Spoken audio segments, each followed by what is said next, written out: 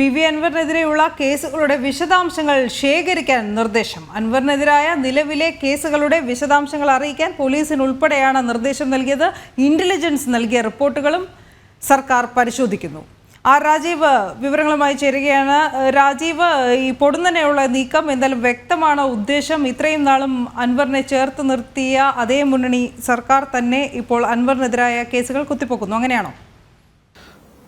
തീർച്ചയായും ഒരു കാലത്ത് പി.വി. അൻവറിനെ സംരക്ഷിച്ചിരുന്ന അതേ സർക്കാർ തന്നെയാണ് ഇപ്പോൾ അൻവറിനെതിരെ രംഗത്ത് വരുന്നത്. നേരത്തെ കൃത്യമായ തെളിവുകളുടെ അടിസ്ഥാനത്തിലായിരുന്നു അൻവറിനെതിരെ കേസുകൾ ഉണ്ടാവുകയും പരാതികൾ ഒക്കെ ഉയർന്നു വരികയും ഒക്കെ ചെയ്തത്. ആ ഘട്ടത്തിലൊക്കെ അൻവറിനെ സംരക്ഷിക്കുന്ന ഒരു സമീപനമായിരുന്നു സംസ്ഥാന സർക്കാരിന്റെ ഭാഗത്തു നിന്നും CPM-ന്റെ ഭാഗത്തു നിന്നും ഉണ്ടായത് എന്ന കാര്യത്തിൽ സംശയമില്ല. 2018 മുതൽ ഇങ്ങോട്ട് പലതരത്തിലുള്ള പരാതികൾ സർക്കാരിന്റെ കയ്യിലേക്ക് എത്തിയിരുന്നു. ഇതുമായി ബന്ധപ്പെട്ട ലാൻഡ് ബോർഡ് ഉൾപ്പെടെ പരിശോധനകൾ നടത്തിയതുമാണ്. മിച്ചഭൂമി ഉൾപ്പെടെ പി.വി. അൻവർ കൈവശം വെച്ചിരിക്കുന്നു എന്ന തരത്തിൽ പരാതികൾ ലഭിക്കുകയും ഇതുമായി ബന്ധപ്പെട്ട ലാൻഡ് ബോർഡ് അന്വേഷണം നടത്തിയപ്പോൾ 19 ഏക്കറോളം ഈ അധിക മിച്ചഭൂമി പി.വി. അൻവറിന്റെ കൈവശമുണ്ടെന്ന് കണ്ടെത്തുകയും ചെയ്തിരുന്നു. പിന്നീട് ഇത് ഹൈക്കോടതിയിൽ ഉൾപ്പെടെ എത്തുമ്പോൾ പി.വി. അൻവറിന് അനുകൂലമായ ഒരു നിലപാടായിരുന്നു സംസ്ഥാന സർക്കാർ സ്വീകരിച്ചിരുന്നത്.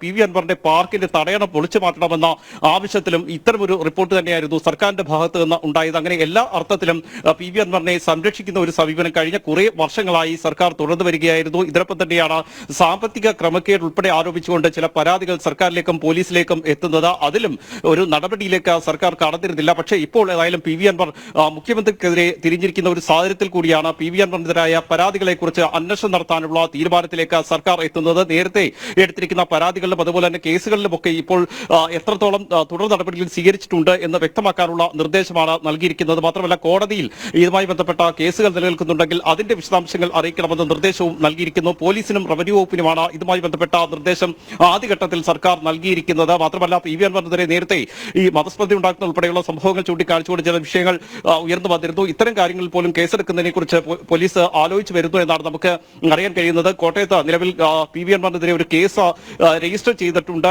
വാട്സ്ആപ്പ് കോളുകൾ ഉൾപ്പെടെ ചോർത്തി എന്ന വിഷയത്തിലാണ് നിലവിൽ കേസ് രജിസ്റ്റർ ചെയ്തിരിക്കുന്നത്. മാത്രമല്ല അതിൽ തുടർ നടപടികൾ ഉടൻ തന്നെ സ്വീകരിക്കാനുള്ള നിർദ്ദേശവും പോലീസിന് നൽകിയിട്ടുണ്ട്. നേരത്തെ സംസ്ഥാന ഇന്റലിജൻസും പി.വി. അൻവറുമായി ബന്ധപ്പെട്ട പരിശോധനകൾ നടത്തിയിരുന്നു. പി.വി. അൻവറിന്റെ പിന്നിൽ ബാഹ്യശക്തികളുണ്ട് എന്ന നിഗമനത്തിന്റെ അടിസ്ഥാനത്തിലായിരുന്നു സംസ്ഥാന ഇന്റലിജൻസ് ഇതുമായി ബന്ധപ്പെട്ട പരിശോധനകൾ നടത്തിയത്. അത്തരത്തിലുള്ള ചില തെളിവുകൾ ഇന്റലിജൻസിന് ലഭിക്കുകയും ചെയ്തിരുന്നു. ചില ഗൂഢശക്തികൾ അൻവറിന് പിന്നിൽ പ്രവർത്തിക്കുന്നു എന്നായിരുന്നു പ്രധാനമായും ഇന്റലിജൻസ് ചൂണ്ടിക്കാട്ടിയത്. മാത്രമല്ല ക്രമസമാധാന ചുമതലയുള്ള ADGP-ക്കെതിരെയാണ് ആദ്യം പി.വി. അൻവർ രംഗത്ത് വന്നത്. ADGP സ്വർണ്ണക്കള്ളക്കടത്തുകാരുടെ ആളാണ് എന്നായിരുന്നു അൻവറിന്റെ പ്രധാന വിമർശനം. പക്ഷേ ക്രമസമാധാന ചുമതലയുള്ള ADGP DGP-ക്ക് നൽകിയ മൊഴിയിൽ പറയുന്നത് ഈ കള്ളക്കടത്ത് മാഫിയയ്ക്ക് കൂട്ടുനിൽക്കാതിരുന്നത് കൊണ്ടാണ് തനിക്കെതിരെ അൻവർ തിരിയാൻ കാരണം. ഈ സ്വർണ്ണക്കള്ളക്കടത്ത് സംഘങ്ങളാണ് അൻവറിനെ കൊണ്ട് ഇത്തരത്തിൽ കാര്യങ്ങൾ ചെയ്യിക്കുന്നത് എന്ന തരത്തിലുള്ള മൊഴിയാണ് ക്രമസമാധാന ചുമതലയുള്ള ADGP M.R. അജിത് കുമാർ DGP-ക്ക് നൽകിയിരിക്കുന്നത്. ഇതും സർക്കാർ ഗൗരവത്തോടുകൂടി കാണുന്നുണ്ട്. ഇതിനെക്കുറിച്ച് വലിയ പരിശോധനകൾ നടത്തി വരികയാണ്. ഏതായാലും ആദ്യഘട്ടം മുതൽ അതായത് കഴിഞ്ഞ കുറെ വർഷങ്ങളായി പി.വി. അൻവറിനെ സംരക്ഷിച്ചു വന്ന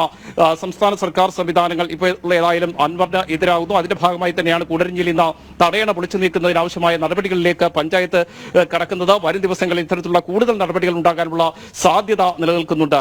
അനു.